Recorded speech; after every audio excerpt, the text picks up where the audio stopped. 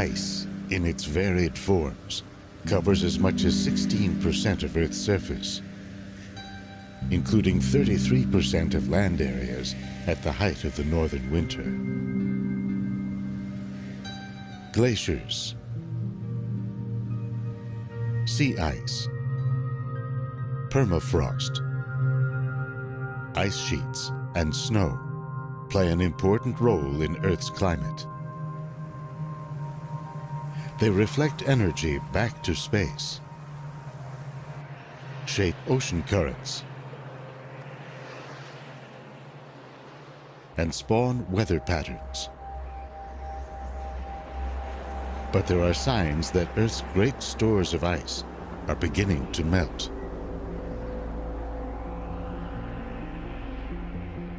To find out where Earth might be headed, scientists are drilling down into the ice and scouring ancient seabeds for evidence of past climate change. What are they learning about the fate of our planet, 1,000 years into the future, and even beyond?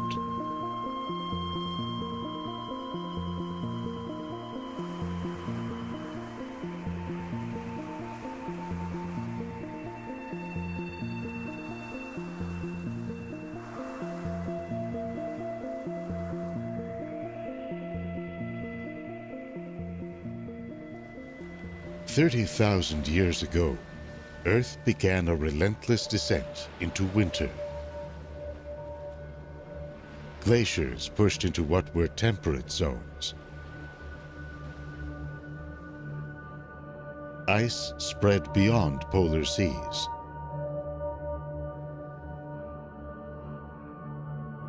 New layers of ice accumulated on the vast frozen plateau of Greenland.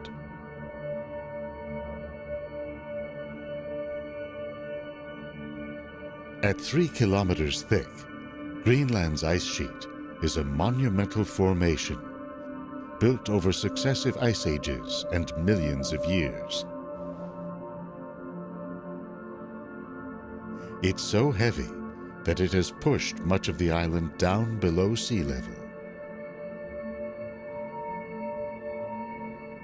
And yet today, scientists have begun to wonder how resilient this ice sheet really is.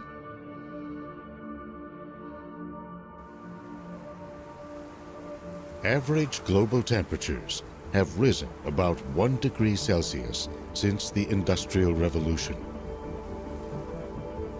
They could go up another degree by the end of this century.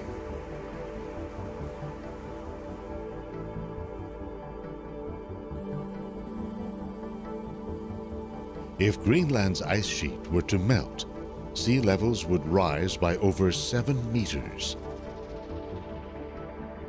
That would destroy or threaten the homes and livelihoods of up to a quarter of the world's population.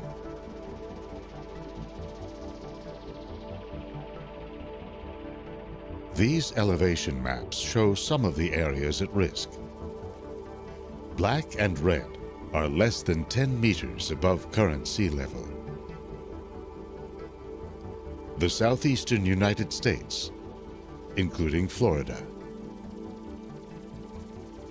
and Louisiana, Bangladesh, the Persian Gulf, parts of Southeast Asia and China. That's just the beginning. With so much at stake, scientists are monitoring Earth's frozen zones with satellites, radar flights, and expeditions to drill deep into ice sheets.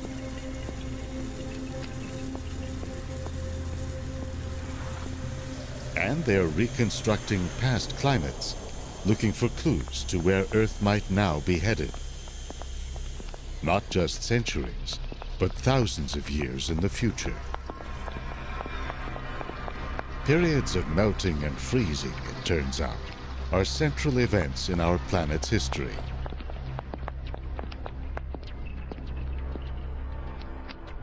That's been borne out by evidence ranging from geological traces of past sea levels, the distribution of fossils, chemical traces that correspond to ocean temperatures, and more.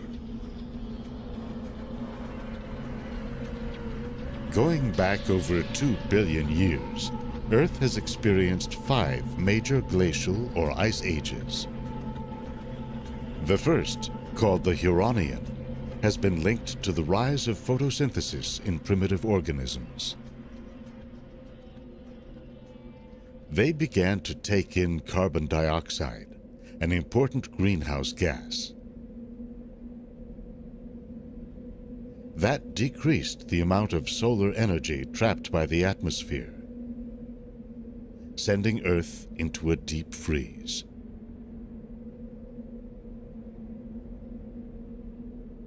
The second major ice age began 580 million years ago. It was so severe, it's often referred to as Snowball Earth. The Andean-Saharan and the Karoo ice ages began 460 and 360 million years ago.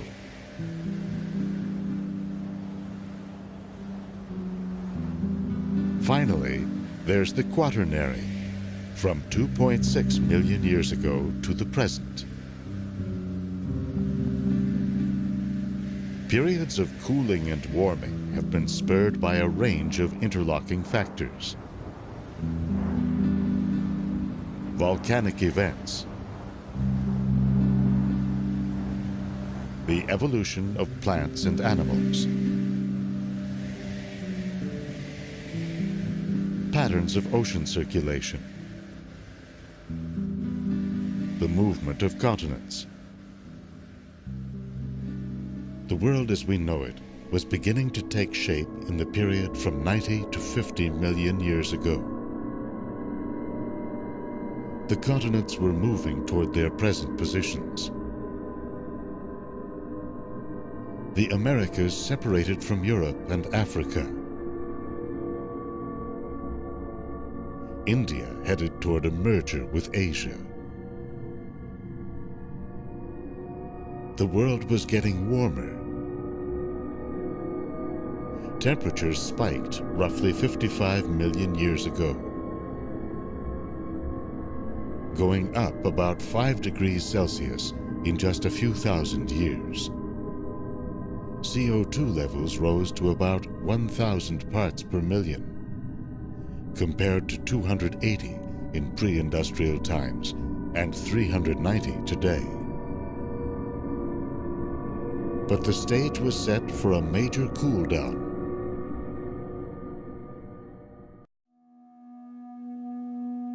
The configuration of land masses had cut the Arctic off from the wider oceans. That allowed a layer of fresh water to settle over it, and a sea plant called azolla to spread widely. In a year, it can soak up as much as 6 tons of CO2 per acre. Plowing into Asia, the Indian subcontinent caused the mighty Himalayan mountains to rise up.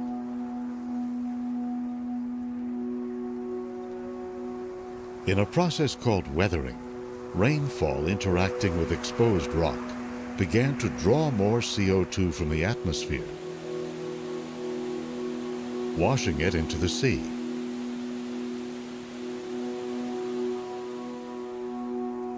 Temperatures steadily dropped.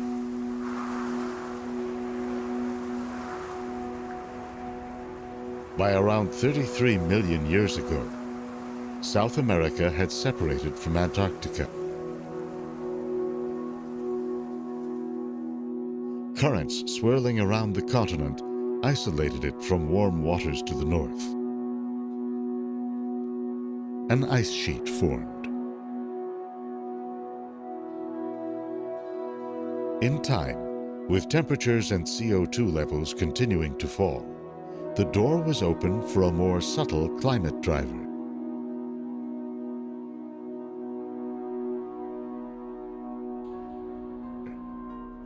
It was first described by the 19th century Serbian scientist Milutin Milankovic.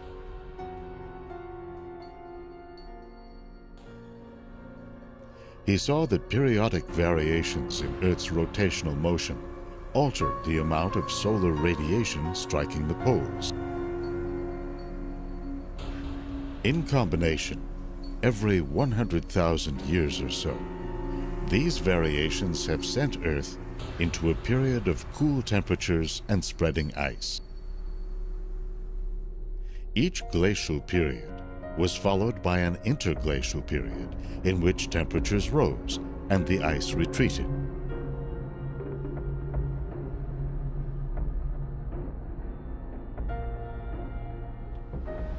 The Milankovic cycles are not strong enough by themselves to cause the shift.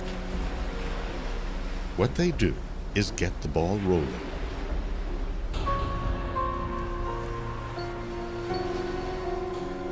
A decrease in solar energy hitting the Arctic allows sea ice to form in winter and remain over summer.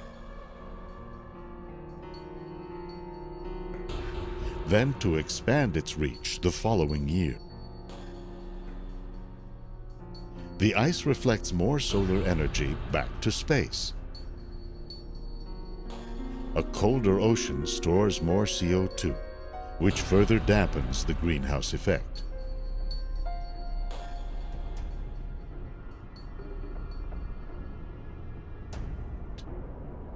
Conversely, when ocean temperatures rise, more CO2 escapes into the atmosphere, where it traps more solar energy.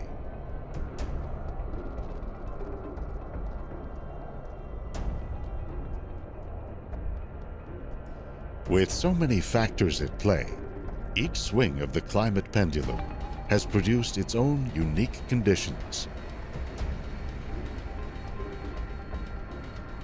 Take, for example, the last interglacial, known as the Eemian,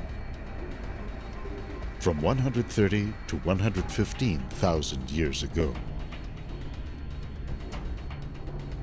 This happened at a time when CO2 was at pre-industrial levels, and global temperatures had risen only modestly.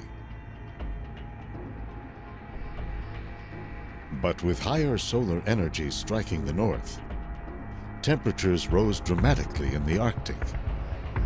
The effect was amplified by the lower reflectivity of ice-free seas and spreading northern forests. There is still uncertainty about how much these changes affected sea levels. Estimates range from 5 to 9 meters, levels that would be catastrophic today.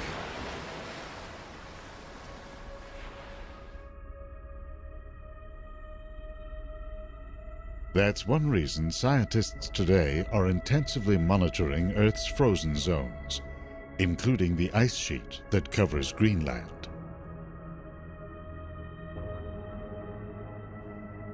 Satellite radar shows the flow of ice from the interior of the island and into glaciers.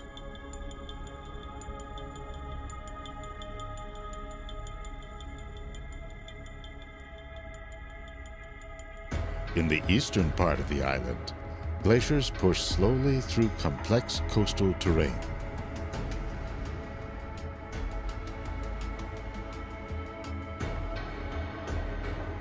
In areas of higher snowfall in the northwest and west, the ice speeds up by a factor of 10.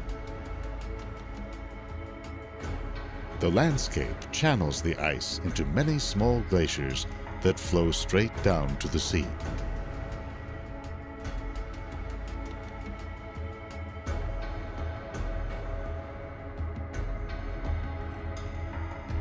In the distant past, the center of the island may have been drained by a giant canyon, recently discovered.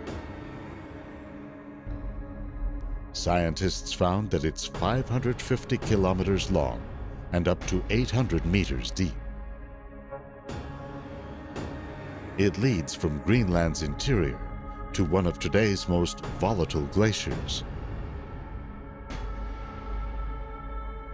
This is the Petermann Glacier in northwest Greenland. Amid unusually warm summer temperatures in 2012, satellites tracked a giant iceberg as it broke off and moved down the glacier's outlet channel. At about 31 square kilometers, this island of ice stayed together as it floated along. After 2 months, it finally began to fragment.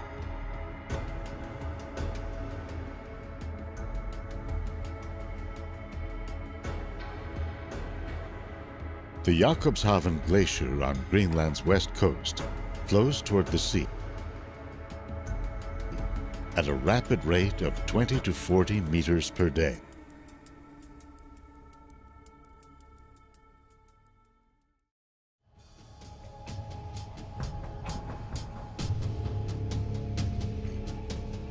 At the ice front, where the glacier meets the sea, Jakobshavn has been retreating as it dumps more and more ice into the ocean.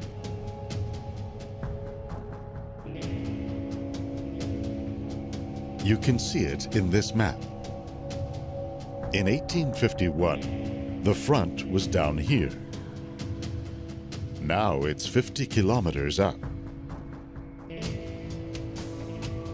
One reason, scientists say, is that water seeping down into its base is acting like a lubricant.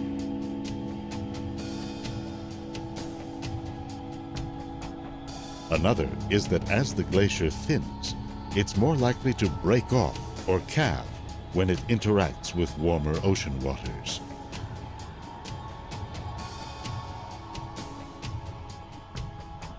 Scientists are tracking the overall rate of ice loss with the GRACE satellite. They found that from 2003 to 2009, Greenland lost about 1 trillion tons, mostly along its coastlines.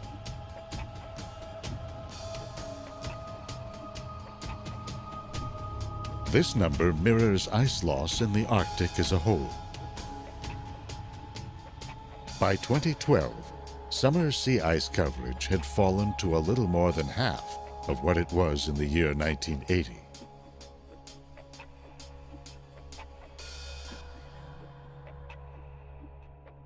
While the ice rebounded in 2013, the coverage was still well below the average of the last 3 decades. Analyzing global data from GRACE, one study reports that Earth lost about 4,000 cubic kilometers of ice in the decade leading up to 2012.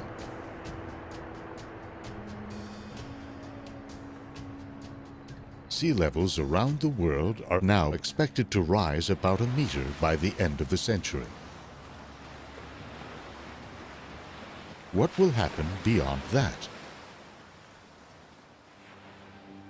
To gauge the resilience of Greenland's great ice sheet, scientists mounted one of the most intensive glacial drilling projects to date, the North Greenland Eemian Ice Drilling Project, or NEAM. The ice samples they obtained from the height of the Eemian warming told a surprising story. If you were a visitor to northern Greenland in those times, you would have stood on ice over 2 kilometers thick. Temperatures were warmer than today by about 8 degrees Celsius, and yet the ice had receded by only about 25%, a relatively modest amount.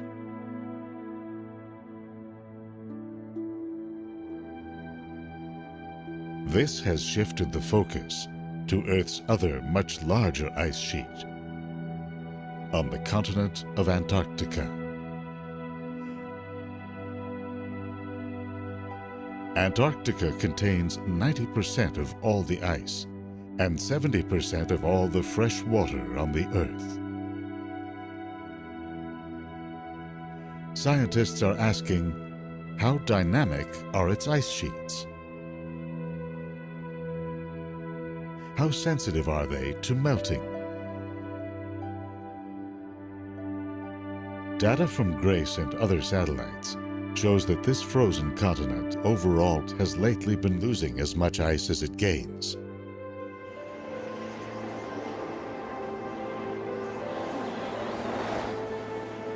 The vast plateau of Antarctic ice is one of the driest deserts on Earth. What little snow falls remains, adding to the continent's mass. You can see evidence of this in the snow and ice that piles up at the South Pole Research Station. This geodesic dome was built in the 1970s. By the time it was decommissioned in 2009, the entrance was nearly buried. With a thickness of up to 4 kilometers, the ice on which this outpost sits will not melt easily. That's true in part because of the landmass below it, captured in an extraordinary radar image. The eastern part of the continent, the far side of the image, is a stable foundation of continental crust. In contrast, the western side dips as much as 2,500 meters below present-day sea level. Along the Amundsen seacoast, the ice is disappearing at an accelerating rate. Inland ice streams are moving toward the ocean at least 100 meters per year. They end up in floating ice shelves that extend hundreds of miles into the ocean.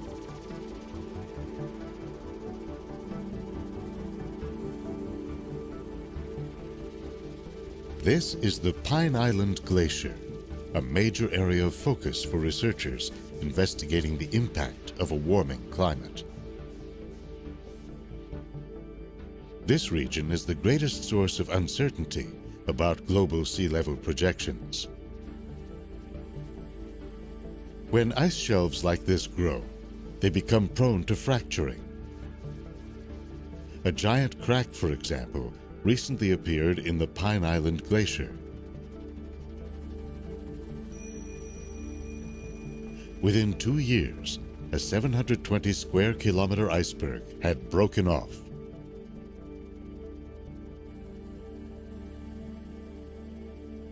But the scientists are more concerned about what's happening below the surface.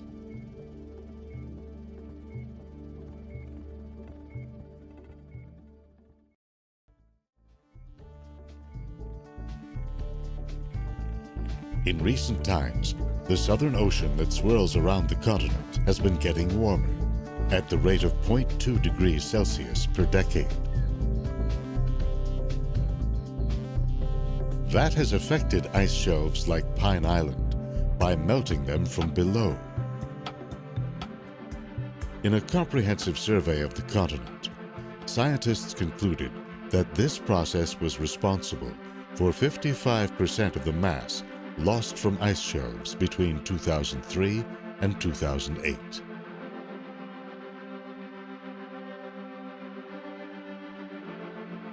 It's also been blamed for one of the more puzzling twists in the story of climate change: the spread of sea ice all around Antarctica.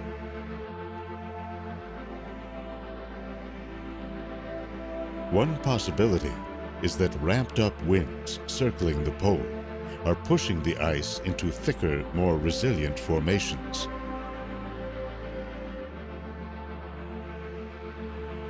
Another is that the melting of ice shelves has spread a layer of cold, fresh water over coastal seas, which readily freezes.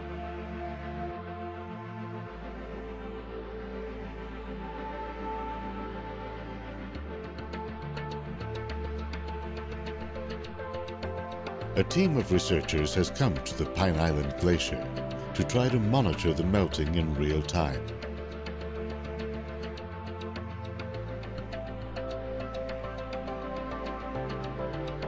After 5 years of preparation, They drilled through 500 meters of ice to begin measuring ice volume, temperature, salinity, and flow.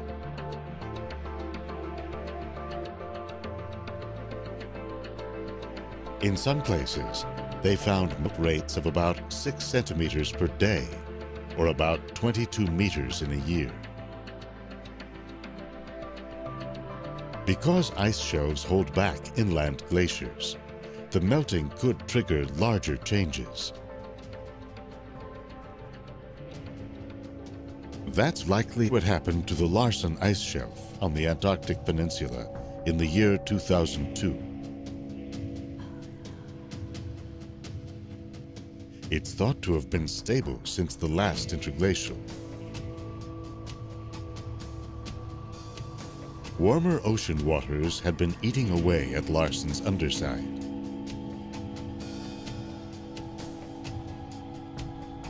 By early February of 2002, the shelf began to splinter into countless small icebergs. By March 7th, when this picture was taken, it had completely collapsed, forming a vast slush that drifted out to sea.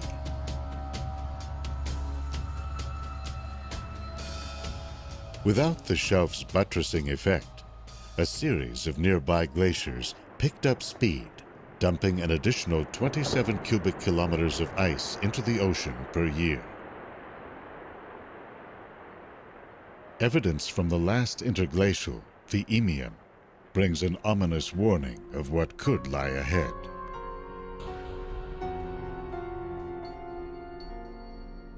It's based on the height of ancient coral reefs, which grow to a depth relative to the sea level above them.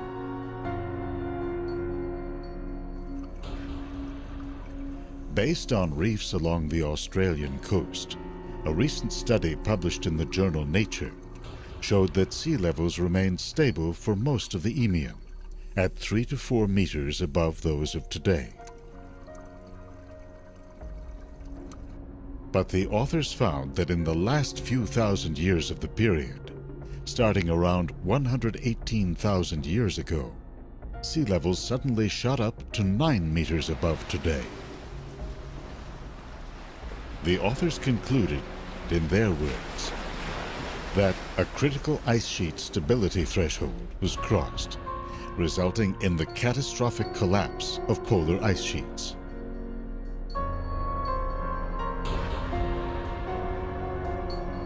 Looking ahead, uncertainties about the future of our climate abound. According to one study, the long cool down to the next glacial period is due to start in the next 1,500 years or so, based on the timing of Milankovitch cycles. But for that to actually happen, the study says, enough new ice would have to form to jumpstart the new glacial period. And CO2 would have to retreat to below pre-industrial levels. Instead, it appears that a warming climate is becoming a fact of life. The danger is that if the melting gains a momentum of its own, even reducing CO2 emissions may not be enough to stop it.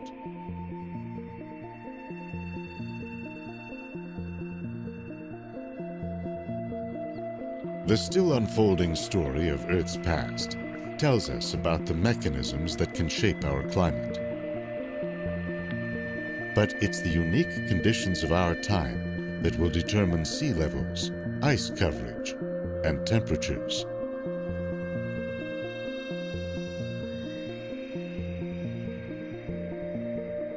What's at stake in the coming centuries is the world we know, the one that has nurtured and sustained us. The Earth itself will go on, ever changing on short and long time scales. a dynamic, living planet.